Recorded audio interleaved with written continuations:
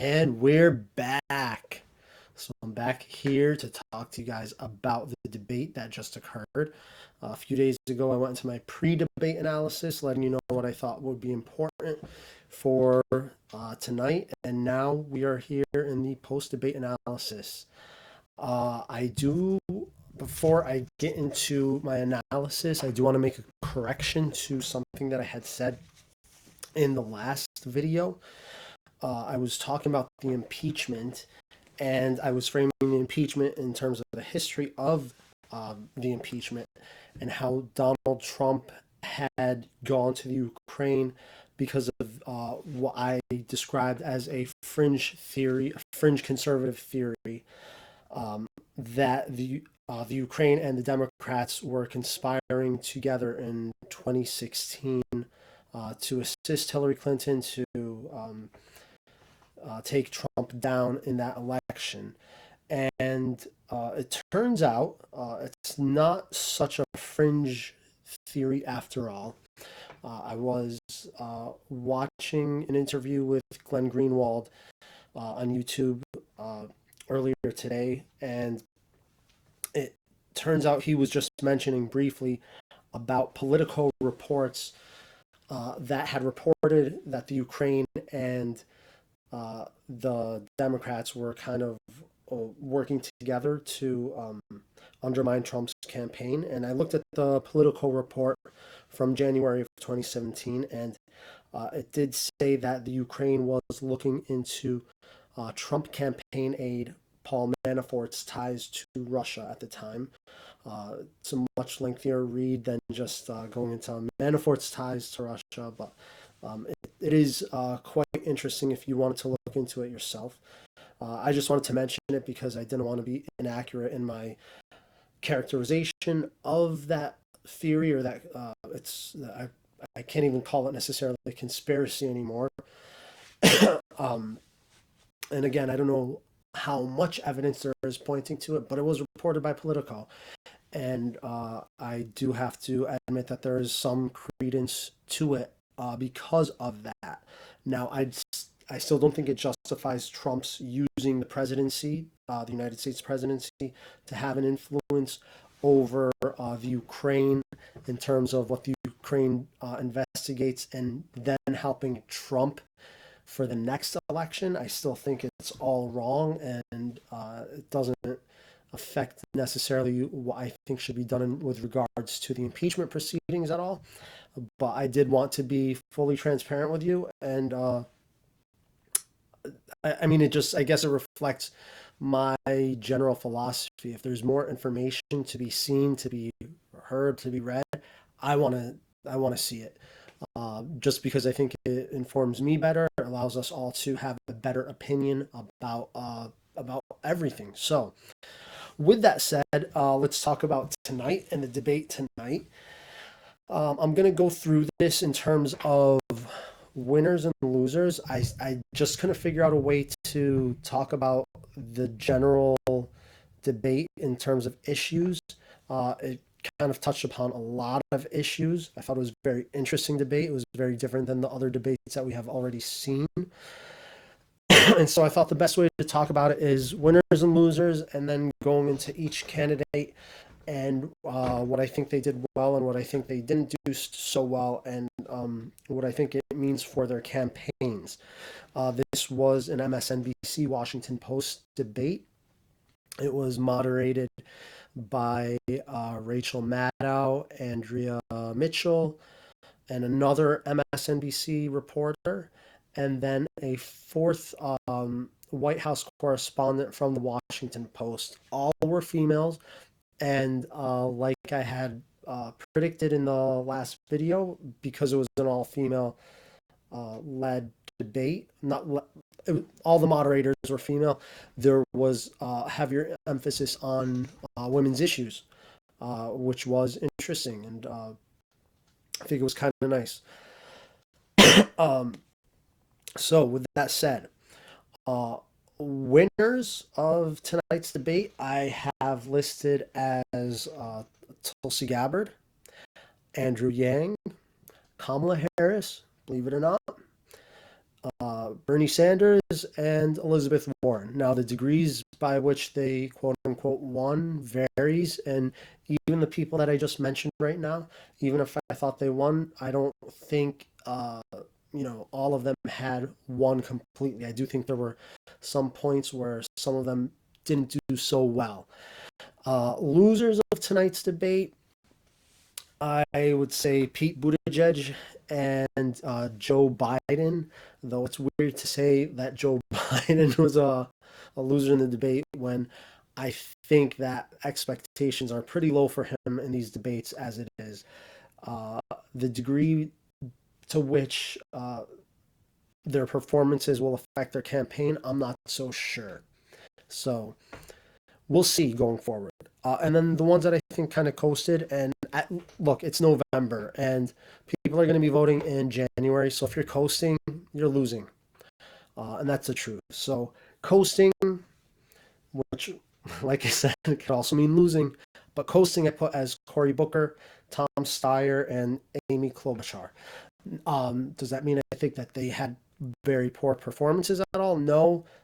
I just don't think that they did anything to boost their campaigns. They may have had some good spots though, and I'll get into that individually. So let's start with the coasters, and then I'll go into losers and then winners. So let's start off with Cory Booker.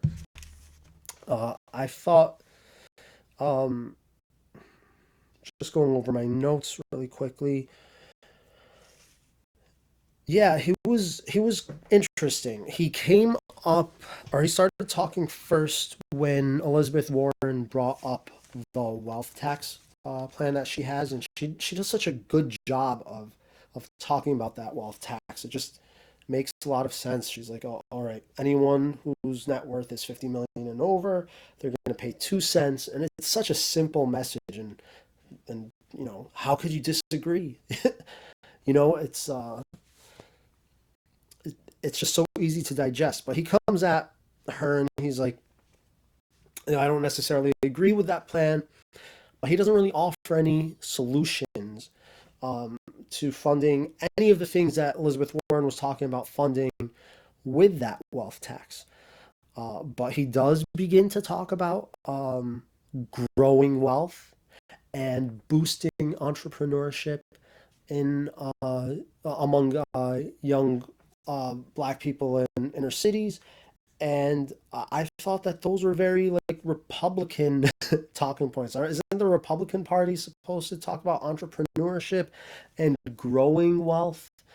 Um, I thought the Democratic Party was supposed to talk about the struggles of the working class and making sure that we have a system that can enable people to strive. But instead, he's talking about, these are Republican talking points. Um, I feel like what he was saying really failed to address the fact that over the last 30, 40 years, that significant amounts of wealth have been going to the very rich in the country. And so when he talks about like this pathway of creating a pathway of prosperity, he's just selling another pipe dream to the American people that we've heard about for the last 30, 40 years. And I think people are just tired of it. I think people know. I think the poor are struggling enough that they're not buying into this anymore. Obama came and he offered hope and change.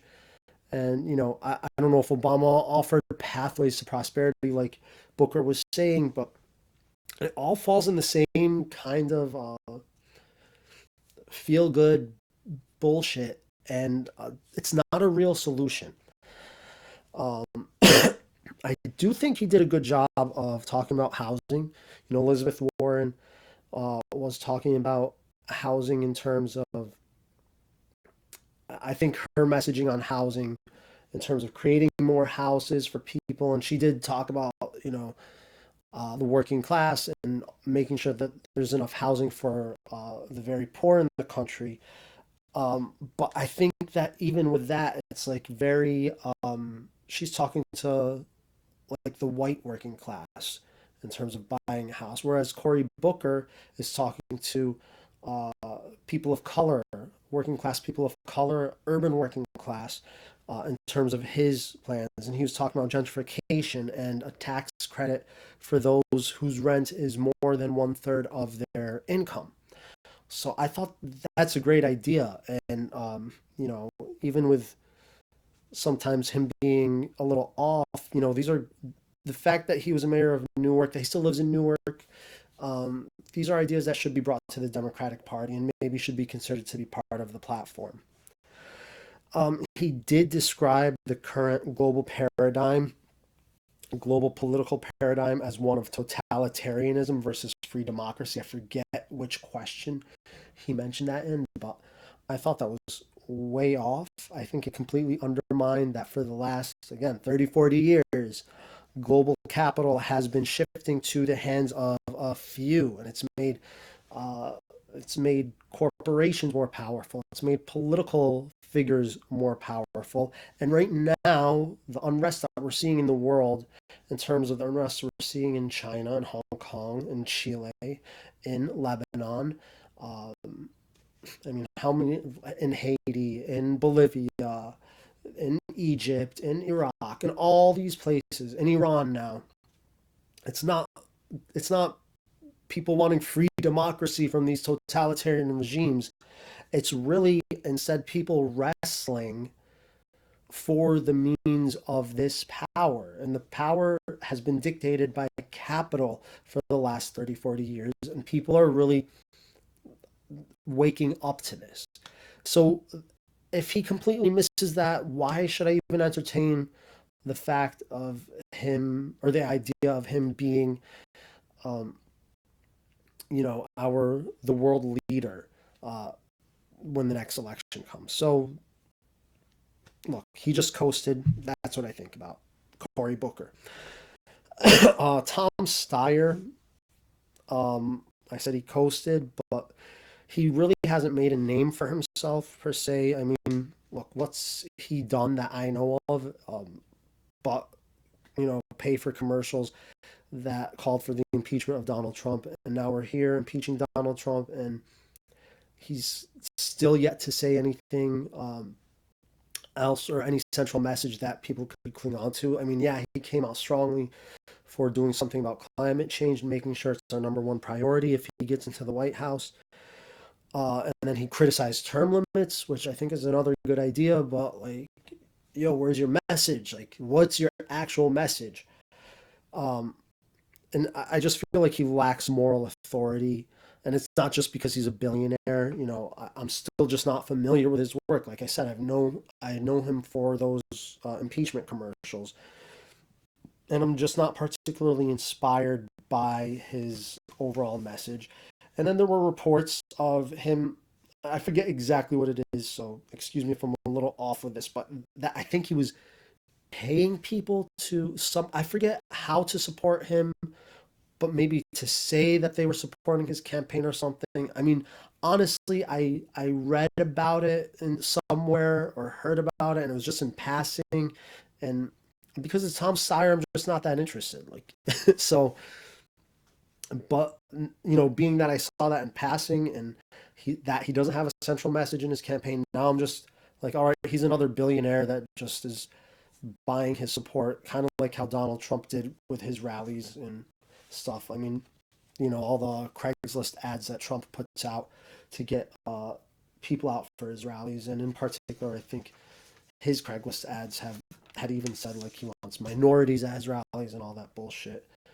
Um, and then speaking of billionaires, like what the heck, Bloomberg like jumping into the race too, like he's going on his apology tour for stop and frisk. Like, we don't want to see you in this race at all. And I'm here in New York. I'm not in the city, but still I go enough to the city, and you know people are just like over the Bloombergs and the Trumps and the Steyers and these billionaires that just want to pay to have influence like they always do. We're sick of it. And like, Bloomberg jumping into the race just shows such a disconnect. Like, anyways, let me stay focused so this doesn't like go super long. Klobuchar, um, She's someone else that I think kind of coasted. She did like a good job talking about some women's issues, I have to admit, and then particularly about how women do have to work a little bit harder, even in her position, running for president. And then say candidates like Pete Buttigieg, he very easily made a name for himself, whereas, she's a senator and she says she's having a tough time making a name for herself. But I also think it's because she doesn't have a good message that she's putting out. Her messaging kind of sucks. I mean, there's another female senator who's running, and she has a great message, and she's at the top of the polls, and she's a front runner. So maybe if you had better messaging rather than just I'm going to bridge the divide between right and left, um, maybe people would like you a little more and get behind your campaign. I mean, not like, look, I'm sure she's very likable, um, but get behind her campaign. I'm just not seeing people support Amy Klobuchar or be excited about her. Also, she does these very unfair characterizations of the progressives in the debate. Um, she was like, "Oh, I'm not here to promise you that I'm going to staple a diploma under your chair or give away free cars." Like, so let's talk about this stapling of diplomas. So because Warren and Sanders are talking about free public education beyond grade 12, um, college education, she's equating that with stapling diplomas. Okay, let's think about this first, because I think that it's important that we actually figure out what free public education means. Let's just assume that, all right, we have free public education. First of all, the college that I went to a private liberal arts school in Connecticut. That wouldn't be free, okay?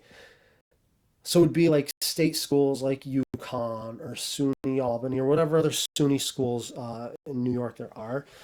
Um, and you would have to apply to those schools. So 12th graders in high school would say, all right, if I'm going to college, I still have to apply to these schools. And each school has a specialty, and they have different um, ways of assessing who they're going to accept and who they're not going to accept. So they have to apply to the schools, they have to get in.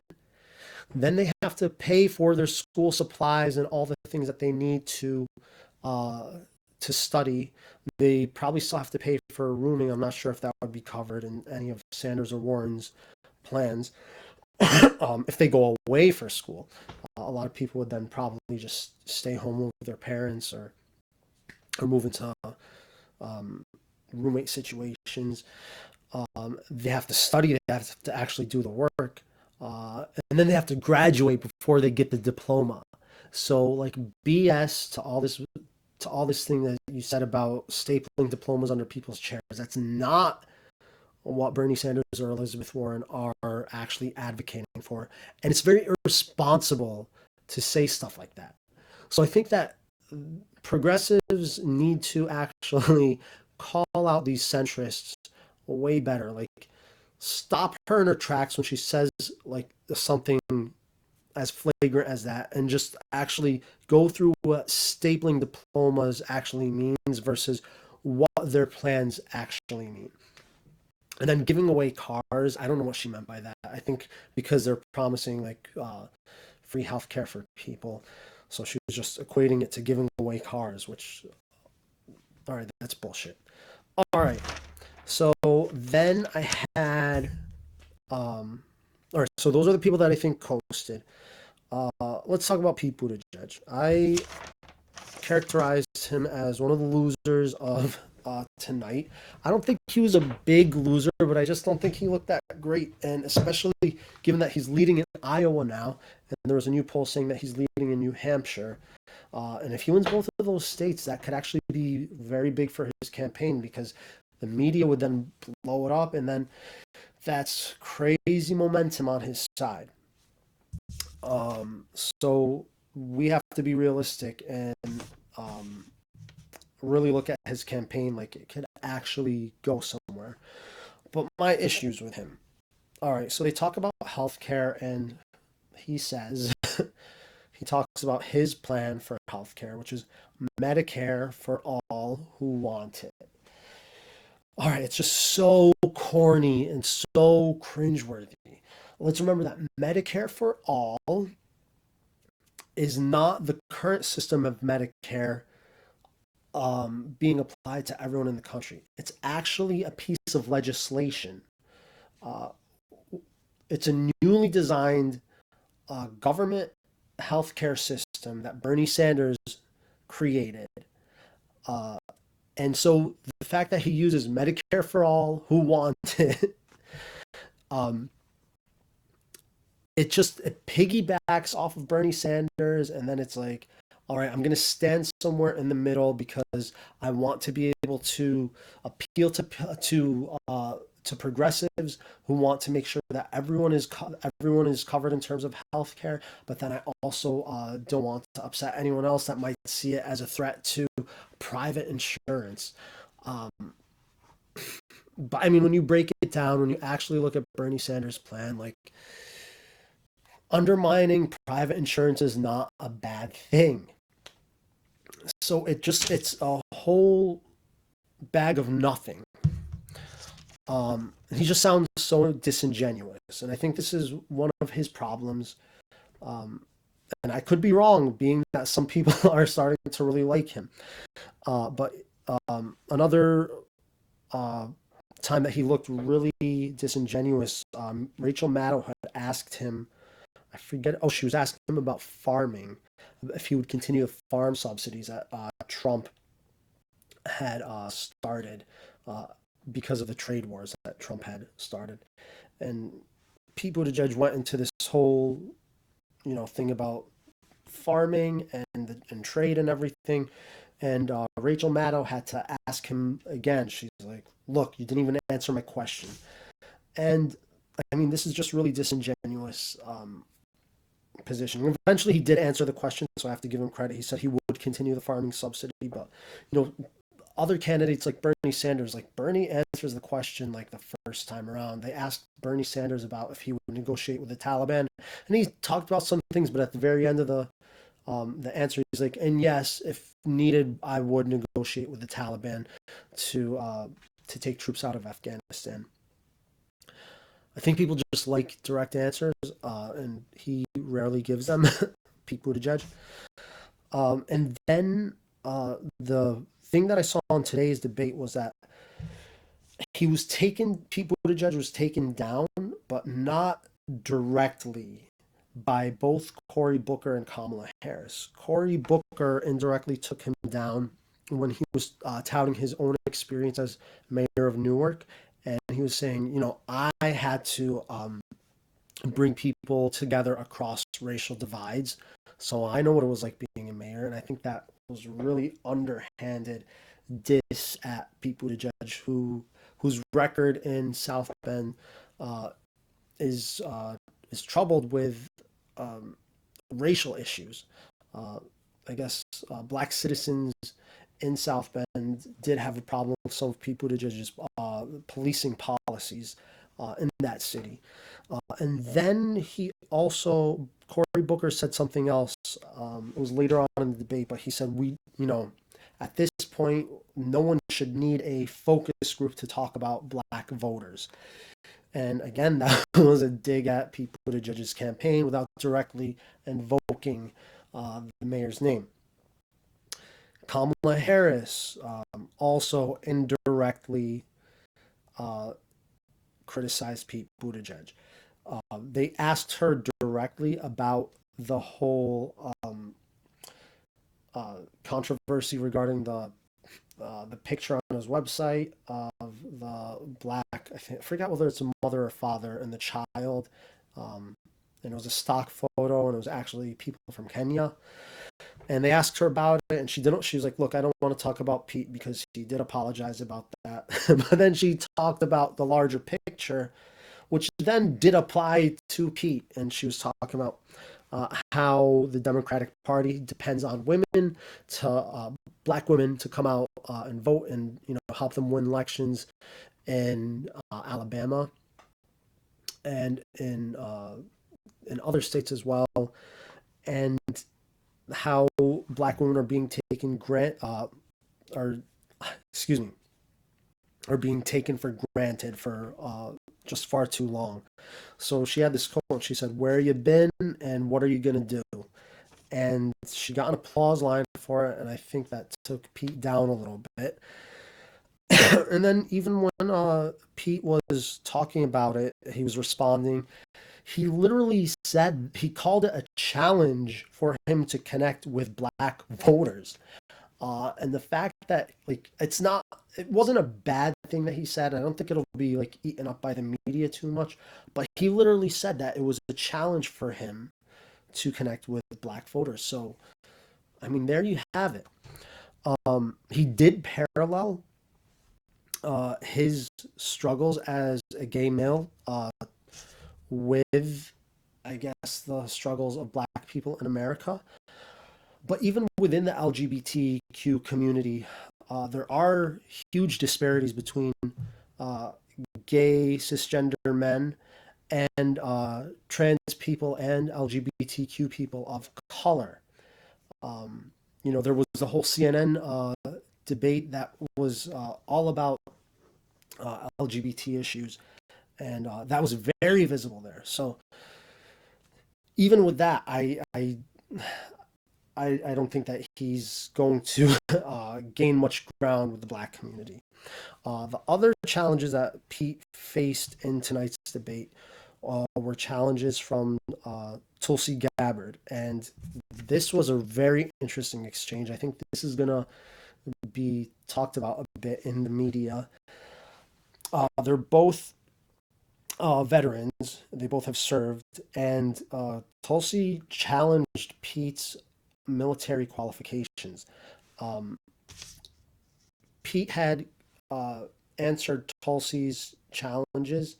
I forget what she initially like talked about with regard what she criticized him for, and then he came back with the cheap um, response of, "Oh, I want to sit down with dictators," because she had met with Bashar al-Assad of Syria, and she came back very strong. This was actually fantastic, and she said, "Well, this just shows that you would lack the courage to meet with adversaries, much in the way that Reagan did with Gorbachev, and that John F. Kennedy did with Khrushchev." That was fantastic. That's what Tulsi Gabbard needed to say, but that just kind of belittled Pete Buttigieg. Um, And then there was also the exchange. Oh, yeah, this is what it was. She had criticized him about what he said about going into Mexico, putting troops in Mexico. And he did say in the media, I don't know exactly when, I think in the last week, that if absolutely needed, as a last resort, he would commit troops to fight drug cartels in Mexico. And he also said that he wanted to label drug cartels in Mexico as terrorist organizations. Um, so that was interesting. But the thing is that, like, in order to really fight the drug cartels, like, I think that we need to really talk about cannabis industry, particularly if we do like legalization in the United States, then these cartels won't be trading marijuana for arms at the our southern border, their northern border. And I think that would do a lot to undermine the influence that these drug cartels actually have. And when it comes to Mayor Pete's record on marijuana, he actually prohibited businesses in South Bend from selling synthetic synthetic weed in 2017. Look, I think that he does now stand for legalizing marijuana. But again, all in all, I don't know. I I think it's apparent I'm not too much of a fan of his campaign. Uh, let's just leave it at that, and let's go to the other, I think, loser of tonight was Joe Biden. Now, Biden was really interesting. At first, I thought he was like coasting because, I mean, he was stumbling a little bit, kind of like how I'm doing in this video right now. But anyways, he was stumbling a little bit. But I thought he was doing fine, you know? And then he talked a little bit about Saudi Arabia, and he was like going off saying like kind of the right things about Saudi Arabia, but I was a little like it was a little suspect because it sounds a little off brand for someone like Biden. Um, I just doubt his record matches, and I didn't have time between watching the debate and now recording this to look up what his voting record was with regard to Saudi Arabia. But I don't know if you want to look it up. I'm sure we could find some interesting stuff. But it got really interesting when when they were talking about marijuana on stage, and Cory Booker had brought up the fact. I'm coming back to Booker. See, Cory Booker brought up the fact that Joe Biden, I think, in the last week had said that he was against legalizing marijuana. And Cory Booker said in response to that, I thought you might have been high when you said that. And I was like, wow. Wow. That was a crazy moment. The crowd laughed. I laughed. And I thought he really took Biden down with that. It didn't really boost Cory Booker, but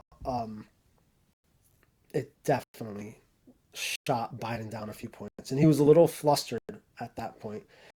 Um, and then they were talking about race, and Biden was bragging about his support amongst African Americans, and he was saying that he had the support of the only black female senator. Now, who he was referring about was um, senator from Illinois in the 90s, Carol Moseley Braun. But what he forgot was standing to the left of him, like two to the left, was the current black female senator in the United States, and that was Kamala Harris. So, like, immediately, Cory Booker and Kamala Harris were like, what? Like, this is, like, funny. Kamala especially was like, I'm here. Like, and so Biden was like, no, I didn't mean only. I meant the first black female senator. But he said it. The cat was already out of the bag. And look, I think it just speaks to Joe Biden being so out of touch. Um, I don't think he's. I think he was sincere in thinking that he had support from the black community. It doesn't necessarily mean he's done good by the black community. Um, but it was embarrassing. It was very embarrassing for Joe Biden, and I think it won't affect him right now because I don't think people are watching as much. But I think when people start tuning in and he continues to have these gaffes, they're really going to have an impact. Um, or I don't know, maybe more people have tuned in because it is November now. So I don't know if this will have an impact on him. All right, let me talk about the winners. And I did talk about some of them already, but Tulsi Gabbard, I think she was a winner tonight. And she's a winner because people are trying to bring her down, especially the establishment, and just her that positioning alone um, gets more people to respond to her, to like her, to look up who she is at every debate and all that. The establishment wanted to take her down so hard. They started the debate by asking her about the quote that she said about Hillary Clinton, that how Hillary Clinton represents the rot of the Democratic Party. That was something that Tulsi Gabbard said about her. And so, like, would you like to, expand upon that? And so Tulsi Gabbard went, and she talked about, um, corruption within the Democratic Party. And I thought it was fantastic. And I'm watching, I'm like, oh, wow, this is like a beautiful layup for Tulsi Gabbard. Like, great opportunity for her to talk about her position on a lot of issues. And I was like, that's so nice. Like, I was like really surprised, but no, no, no, no, no, no, no. Because as soon as she finished answering that question, they shifted right to Kamala Harris. And they're like, Senator Harris, would you like to respond? Like, she didn't even talk about Kamala Harris. She didn't, like, all they said was, would you like to respond? That was the only question. So that wasn't a layup for Gabbard. That was a layup for Kamala Harris to attack Tulsi Gabbard, and I think it was so transparent that anyone watching was like, "This is bullshit." Especially people that like Tulsi Gabbard, especially people that don't like the establishment. I think it was good for Tulsi Gabbard. She obviously, Kamala Harris, then was talking about her, it was a cheap attack on Gabbard for meeting with Bashar al-Assad, which fell flat again. So, anyways, I do think that Tulsi Gabbard had a good answer on. They asked her about white supremacist groups, and she just transitioned to talking about other issues of racial justice, such as the war on drugs and criminal justice. So that was good that she got to talk about that a little bit. She didn't focus so much on regime change wars, but she did put it in a lot of her not a lot in a few of her answers as well tonight.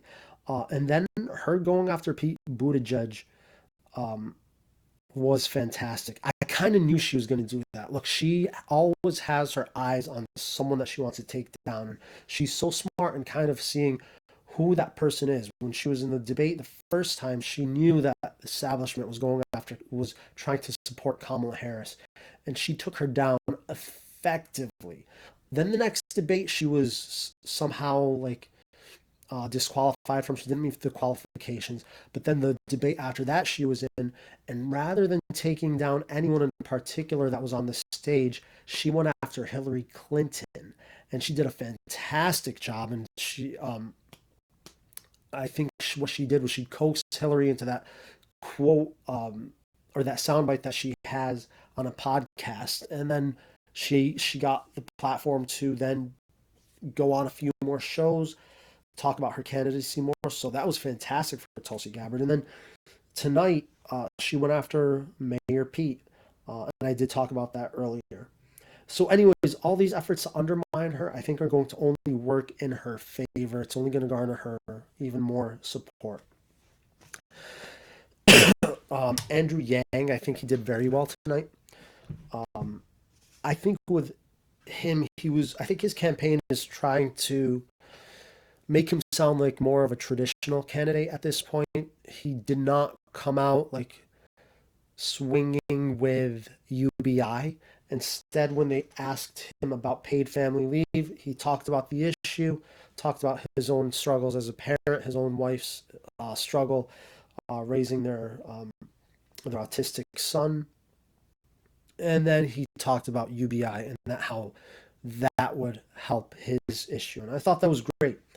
Um, he had some good points about China and Hong Kong. And then I think that he did a great job when they asked him about white supremacy and white supremacist groups. And first thing he said was that he thinks that we should designate them as terrorist groups. And I thought that was great because if we're designating like all these other groups outside of our country as terror groups that really have no, like, they can't do anything to us, why not actually go after the ones who are killing us in large number year after year in this country? But one thing he said something really poignant, and I thought it was great that he talked about it. When he was talking about white supremacist groups, he then started to talk about um, how he met someone who was a former white supremacist and who's now doing the work of um, talking to other people who are involved in white supremacy groups and getting them back to normal. And he then started to talk about, he said, young men who are falling through the cracks.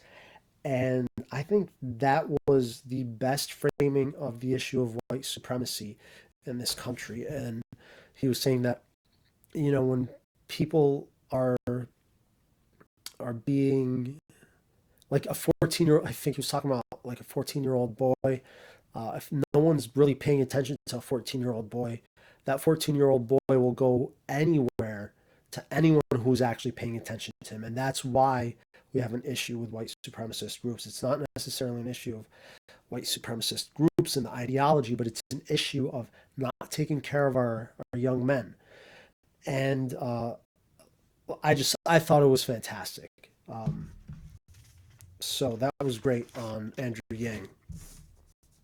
Uh, Even though I did talk about Kamala Harris and Tulsi Gabbard and some things I didn't like from Kamala Harris, I do think she did well tonight. Um, I think she used to have an issue with messaging. She used to say that she wanted to be the one to prosecute the case against Donald Trump, and that was her only thing that she would say. But I was actually kind of impressed when she was asked about impeachment. Instead of just talking about Donald Trump, she talked about it very differently. She said that there's a set of rules for the rich and there's a set of rules for the poor in this country. And Donald Trump is getting away with it because he's rich. And that was fantastic. She made it like more universal, something people could actually relate to. And then I think she did the best job of framing the debate on paid family leave. She started talking about actual societal trends where, because of um, harsher economic conditions on the poor, on young people, she said that people are waiting to have kids into their 30s and 40s. And so being at this older age, they then have the pressure to not only care for children, they're also caring for their parents. I was like, whoa, like she's right. That was exactly the way to diagnose the problem. So fantastic job on that. And then she did an excellent job talking about how Democrats have problems of reaching black voters. And she was specifically, well, she was invoking Mayor Pete without actually saying his name, but it was in response to a question about him. The only thing that I have of concern with that, she was saying she wants to recreate the Obama coalition. My concern is that the Obama coalition that won him in 2008 and then in 2012, I think those kinds of politics is kind of what led to Donald Trump being elected in 2016. Because in 2012, when the country was like, all right, maybe we need another 4 years of Obama to get things right. And then 4 years after, we were like, this Obama shit didn't work.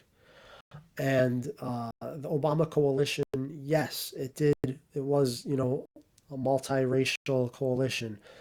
Uh, it did reach out. It was a grassroots coalition as well. It reached out to working class people, but it didn't necessarily engage them and bring about their issues to Washington, D.C. So when she says that and wanting to recreate the Obama coalition, I mean, we're living in a completely different age. People are waking up to, um, it wasn't the hope and change that Obama promised us in 2008. We got hope and change, and then we realized 8 years later we have much bigger problems than just hoping and changing for a better future. There's a lot more to do than just recreate the Obama coalition. So those were the good things that I think she did. I do think she was weak on talking about North Korea. She started talking about Donald Trump and his ego and how his ego makes him want to please leaders like Kim Jong Un. So that was just BS again. And then she had a very cheap critique of Tulsi Gabbard, like I said, of Tulsi's meeting with Bashar al-Assad. Well, Kamala, you have a photo opportunity, never could Google it, of you standing right next to the biggest war criminal of them all, and that's Benjamin Netanyahu. So how about them apples? I don't even know what to say. Like it's such bullshit. It's such a double standard. Like it's ridiculous. So uh, Benjamin Netanyahu can kill Palestinians, and you could proudly stand next to him.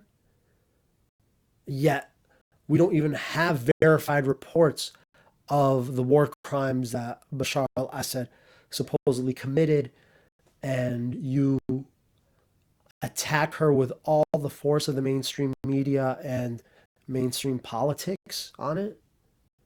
Like, get your shit together. I'm sorry, like this news about Gaza, all this news about what's happening in Palestine and Gaza. I try not to get too emotional about it, but it is, I'm Arab American, and it does emotionally impact me, and this shit just pisses me off. So, like the double standard is just outrageous. But speaking of Palestine and speaking of Gaza, we're going to go into the next winner of the debate, and I have to say Bernie Sanders hit a home run with that. He did say Palestine, and I didn't say He said Palestinians. He said Gaza, and he talked about the issues between Israel and Palestine uh, very courageously, because in American politics it has always been an unspoken rule that you do not criticize Israel, and he went after Israel. And he said that we need to support Palestinians. Um, and he talked about the 70 to 80% unemployment rate for young people in Gaza. And that was just fantastic. Um, Look, I think that Bernie Sanders, he's very consistent. He stays on topic. He knows exactly what his message is. But I think that in this debate, he really showed, besides just staying right on message, that he has courage and leadership. Um, and I think courage and leadership go hand in hand. When you're courageous enough to say certain things that the mainstream doesn't want you to say, that shows leadership. So the fact that he talked about Palestinian rights and justice for Palestinians was fantastic. The fact that he directly answered the question, would you be willing to meet with the Taliban to negotiate an exit strategy out of Afghanistan? He said, yes, I will. Great. Finally, someone's willing to say that. I've always thought that we need to get out of Afghanistan. And being that now, in order to transition out of Afghanistan, the Taliban, they're they're very much they have a lot of power in the Afghani government. So, of course, in order to negotiate an exit, yes, we're going to need to talk to them. So, he's not playing into these right wing talking points of like, oh, don't talk about this, don't talk about that. He's going there and he's not afraid to say things. I really like Bernie Sanders. I like the things that he's saying. I like the courage that he's showing, the leadership that he's showing. Um, let's remember, he was asked about impeachment. It was less than 30 seconds. I didn't time it. It could have been less than 20 seconds, but within 20, 30 seconds, he says health insurance. He stays right on message. The man is so consistent. Um, and then all the candidates are talking about, oh, we're a divided nation. Even all the moderators are asking how we're going to bridge the divide.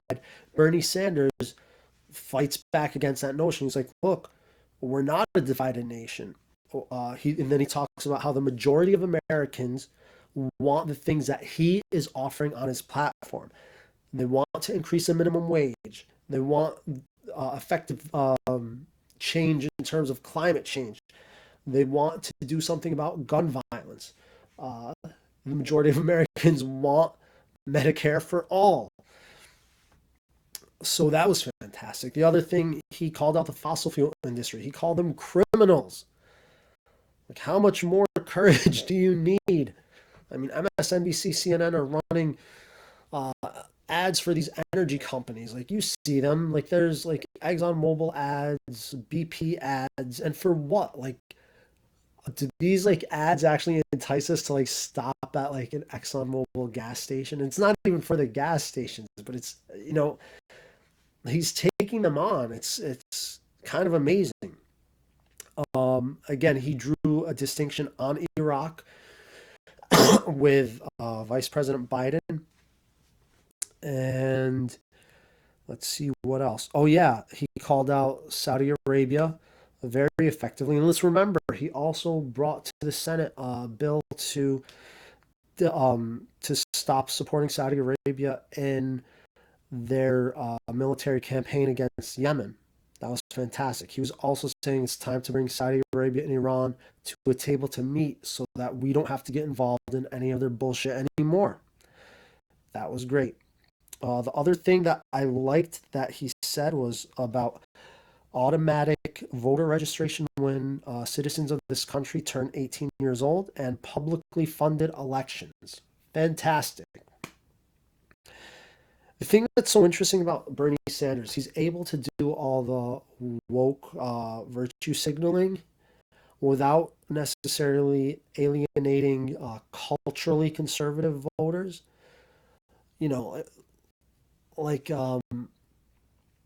white liberals, I guess more well-to-do liberals are not necessarily fans of Bernie Sanders. Bernie Sanders has more of a coalition of the working class, um, but these are people who don't necessarily, I guess,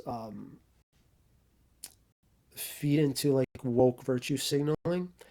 And so it's interesting that he's able to talk about this kind of stuff. He was talking um, about abortion and how government needs to get out of women's bodies and everything, and that how men have to stand with women. He's able to do all of that, um, but does it so much more effectively than anyone else. I think because he stays on message with all the other things, and he's able to prioritize. Like he understands what people are actually struggling with, and so because people know him for his message on Medicare for all, that when he talks about everything else, all the stuff that wine track liberals or limousine liberals want to hear, no one's really turned off about it because he's also playing into the needs, the more, I guess, urgent needs of just day to day life for the poor and the working class in this country. So that's a thing that's just, look, I'm just being like full disclosure. I love Bernie Sanders. So far, he's getting my vote. Last one, Elizabeth Warren. She's always had this central message of corruption. She did good tonight. I don't want to say she did excellent. She didn't hit it out the ballpark or anything. I don't think she necessarily had an option to, or the opportunity to. I don't think that people were coming after her as much for her to kind of fight back like she has in previous debates. But when they asked her about impeachment, she goes and talks about Ambassador Sondland and how the only reason he got his ambassadorship was because he contributed $1 million to Trump's campaign. And she was talking about this pay for play type of politics and how it needs to end. So that was great. She talked about corruption right away, and that's kind of been her platform. Uh, she also did a good job defending her Medicare for All plan. Uh, Now remember, Medicare for All is actually the Bernie plan, but her single payer health insurance plan, let's call it that. Excuse me. Even though it's gotten some criticism from the left, uh, and I don't want to get into it right now.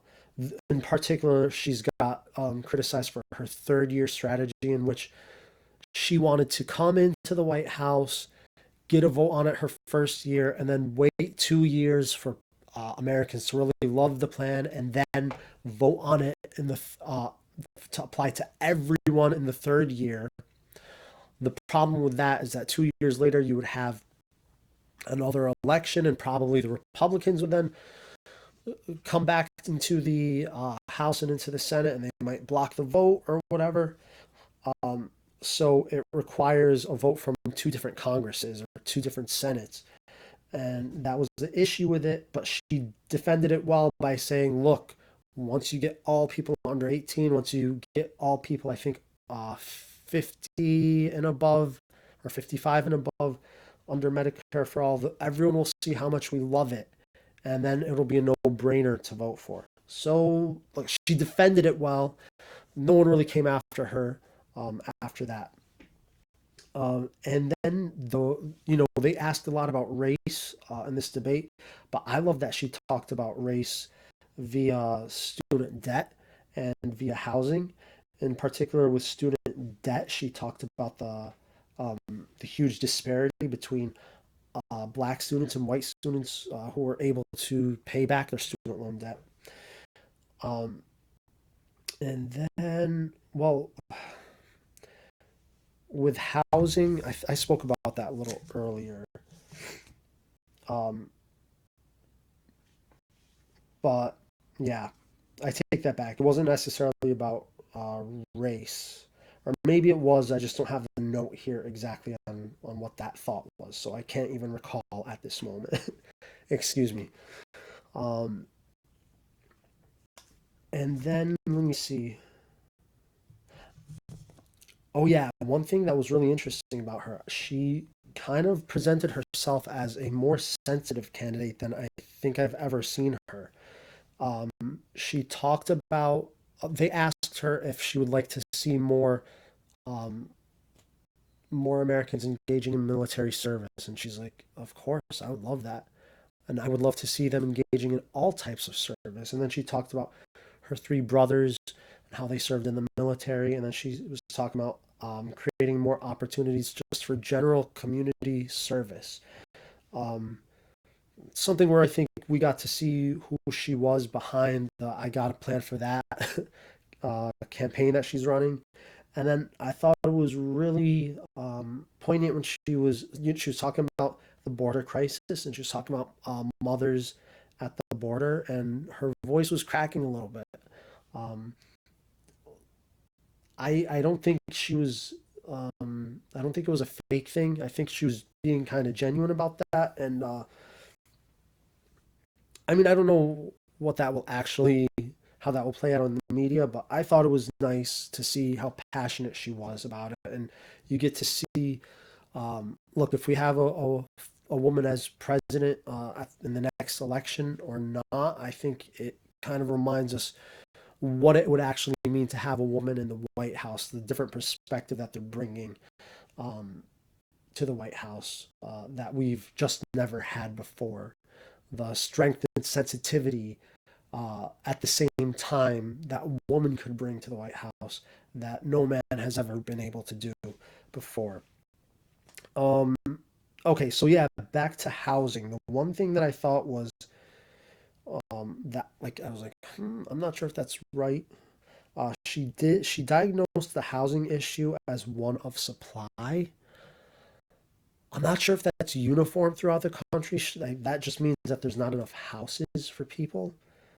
I did hear and read before that, like in California, it's not one of supply; it's actually one of demand. That the houses actually exist, and because of the mortgage crisis that we had 10 years ago, that people were not able to pay their houses. They had to get out of their houses, and now we have all these empty houses.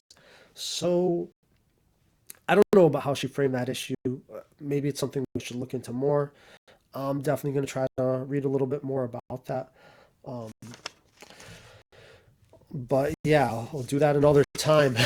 But yeah, that's all I got for today.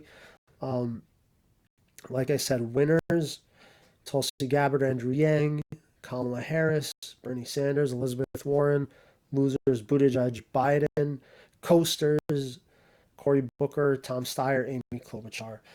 It was an interesting debate. I'm looking forward to seeing the next one and to creating another video for it. Uh, but as always, thank you for tuning in. You guys, feel free to comment, to reach out to me. I'm on social media at Johnny Jabbour, JohnnyJabbour, on Instagram and on Twitter. I love doing this. I love doing the analysis. I love engaging with you guys about politics. So yeah, let me know, and thanks for watching another episode of Johnny's Jabs. Thanks so much.